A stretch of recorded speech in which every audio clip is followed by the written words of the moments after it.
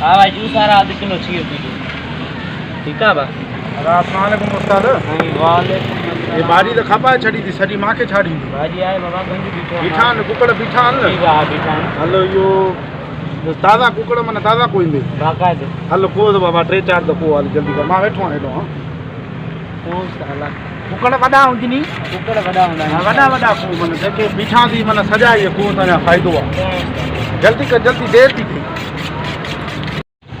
लाला खैर था है बाबा 5 कुकड़ को आए तो एडा मेहमान आया थी जा यार महिमान आया आहिनि 2 महिमान आया आहिनि कुल इन जे करे माना अबा को मां जल्दी कर।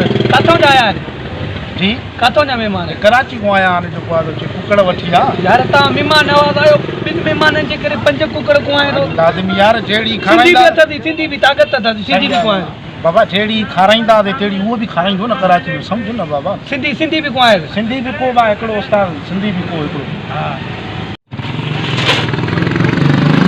सेठ साहब ट्रे उठाया ट्रे है बीठा नहीं ये भी कोई सजा सॼा रे बाबा सॼा को मां वेठो आहियां न सजा को सॼा को मसलो ई न आहे को जेकी बि इहे बीठा थी सॼा को असुल माना मूंखे खपे ताज़ी भाॼी बसि ॿियो कुझु बि न आहे। सिंधी कुकड़ बि को बाबा। हां कराची में न मिलदा अलाए ॾींदो यार हाणे महिमान को पासे मथे आहे ठाहे बाबा अदा हिम्मत करे जल्दी करो बाबा। अगर मैं सेठ के दे पो मां के दे बाबा ने मेहमान आए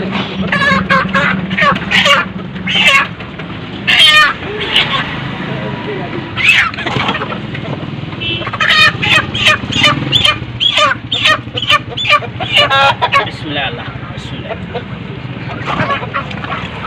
साहब सिंधी भी कौन है बा सॼा बाबा जेके बीठा थी तूं बस को कौन न लगा बा सेठ हां चरियो वाला उस्ताद जी बा जो माना 7 कुकड़ पुठे न जी बा सिंधी भी पुठई सिंधी भी पुठई हाणे इन मो मूंखे इहो ॿुधाए त छांडी घणी निकिरंदी।